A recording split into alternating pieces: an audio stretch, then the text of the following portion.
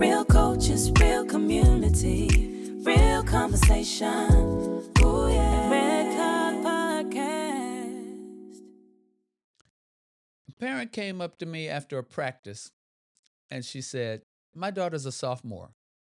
When should we start a recruiting profile?" I said, "She's 15." "I know, but everyone says if she's not being seen by junior year, it's too late." Everybody who? The recruiting services, the club directors, everyone.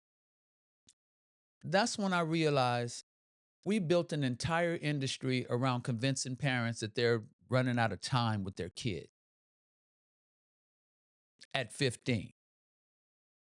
Let me tell you what you're being told about recruiting. A bunch of myths. And the stuff that they're saying is either misleading or flat out wrong. And the people who are telling you these myths are making money off of your fear. They will tell you college coaches make their recruiting decisions at junior year. If your kid isn't on their radar by then, it's over. Here's the reality. Most college programs don't finalize their rosters until the senior year. Yes, some D1 programs commit players early because I know of 5 right now. But these are the exceptions, not the rules. And here's what no one tells you. Early commits often fall through. Kids get injured, coaches leave, programs change direction. I've seen more kids decommit than I've seen kids who never got a shot. The idea that recruiting is over by junior year is designed to make you panic. And panicked parents spend money. They will tell you if your kid isn't playing for a top club, coaches won't even look at her. Here's the reality.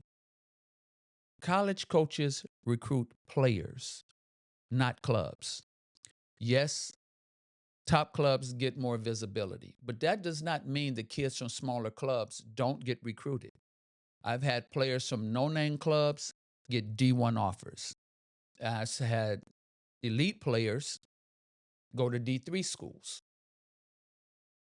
Because recruiting isn't about where you play club volleyball, it's whether you can play at the next level. And here's the thing. College coaches can tell the difference between a kid who's developed and a kid who's just on a good team. They will tell you, don't worry about recruiting. If your kid is talented, coaches will find her. Here's the reality. Garbage. There are thousands of talented kids, and college coaches don't have time to watch every single one. You have to put yourself out there. But here's the catch. Putting yourself out there doesn't mean paying $2,000, $2,500, $2,800 for a recruiting service. It means emailing coaches, sending film, going to camps, showing up at tournaments where college coaches are. Most of that you can do for free or close to it. They will tell you we have direct communications with colleges. We will get your kid in front of the right people. Just give us $2,000 and we will handle everything. Here's the reality. Recruiting services are glorified email lists. They send your kid's profile to a database of college coaches. And you know what college coaches do when they get those emails? Delete them because they get hundreds of them every week. And most of them are kids who aren't even close to the level that that program needs. So here's some truth. If a recruiting service tells you they have direct communications with coaches, ask them to name one. Ask them when the last time that a coach from that school actually recruited one of their athletes. Most of them can't answer because they don't have the connections. They have a mailing list. They will tell you, if your kid is good enough, she will get a full ride. Here's the reality. Full ride scholarships in volleyball are rare. D1 programs get 12 scholarships for a roster of 15 to 20 players. That means most kids get a partial scholarship or no athletic scholarship at all. And here's what nobody tells you: academic scholarships are often bigger than athletic scholarships. If your kid has good grades, they might get more money from academics than they would from volleyball. And this is what I sell my kids on. Volleyball is an intelligent sport. And I say, if you're intelligent, show them you're intelligent and that you want to play volleyball. Apply for the academic even before they offer the athletic. But recruiting services don't want to talk about that because they're not selling you education. They're selling you a dream. And here's what's really happening. There's an entire industry built around convincing parents that recruiting is complicated. Recruiting services, showcases, camps, highlight reels, all of them are selling you the same thing. They're selling you access. Pay us and we will get your kid in front of the college coaches. But here's the thing. Most of the time, college coaches are already watching. They're at the tournaments. They're watching film. They're looking for players. The difference is they're looking for players who can actually play at their level, not players who paid that $2,000 for a recruiting service. So if all of it is a scam, what should you do? Here's the real recruiting playbook. Number one, film matters. Film matters. You gotta get some film. It matters more than anything. Not a highlight reel, not slow motion kills set to music. College coaches, that what they want to see is full rotations, passing under pressure, decision making, transitions, how you move with the ball and without the ball. And you send them about 3 to 5 minutes of game film. That is your selling point. That's about it. Number two, email coaches directly. You don't need somebody to do that for you. Coaches' emails is public.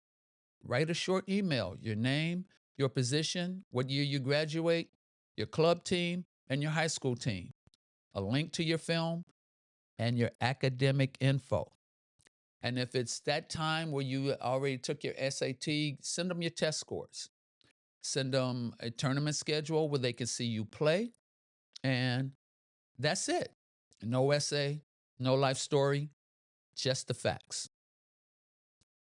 Go to camps at schools that you're actually interested in, not showcases. Camps where the coaches are actually coaching you. Because that's where they see how you take feedback, how you handle mistakes, whether you fit their system. Showcases are BS cattle calls. Camps are auditions. Last one, no, I think I got two more. Focus on fit and not recognition. Stop chasing the biggest program. All right? Start asking, do I want to play here? Will I get on the court? Do I like the coaching style? Does the school have my major? Can I afford it if scholarship is partial? Because here's the reality. Playing at a D3 school that you love is better than riding the bench at a D1 school that don't give a damn about you. But here's what kills me. Parents are spending thousands on recruiting services, on showcases, on highlight reels. And their kids are burned out by junior year because they've been told that recruiting is a race. And if they're not ahead, they're behind. But that's not how it works. Recruiting is a process. And the best thing that you can do is let your kid develop at their own pace, not speed it up. Because some recruiting service told you that time was running out, you're panicking. Story time. One of my favorite parts. I had a player, junior. Parents came to me and said, "We're thinking about hiring a recruiting service. What do you think?" I said, "How much do they cost?" They said $1,800. I said, "What do they do for that?" They send their profile to 200 college coaches. I pulled out my phone, opened my email, showed them how to do it themselves. Took 20 minutes, cost $0. 3 months later, she had an offer from 4 schools. None of them came from a recruiting service. They came from her film, her emails, and showing up to one camp. Here's my red card truth. The recruiting process isn't broken, but the industry around it is, because it thrives on fear. Fear that your kid isn't good enough. Fear that you're running out of time. Fear that if you don't pay someone, your kid will get left behind. And here's the thing. College coaches don't care how much you pay. They care whether you can play. So stop chasing exposure, start chasing development, because the best recruiting tool isn't a highlight reel. It's the kid that can actually play. Here's the advice I'm going to give to every parent. If you take nothing else from this episode, take this. Don't panic. Your kid has time. Don't pay for things that you can do yourself. Film, email, research. You don't need to hire somebody for that. Focus on development over exposure. A better player gets recruited. A worse player with a recruiting service gets ignored. Ask the hard questions. If someone is telling you about recruiting services, ask them, how many of your athletes got offers last year? Excuse me.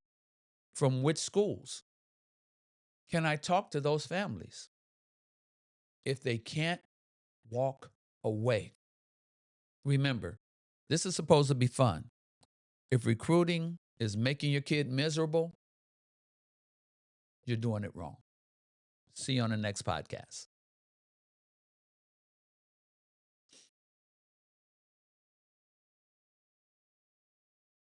Real coaches, real community, real conversation. The Red Card Podcast.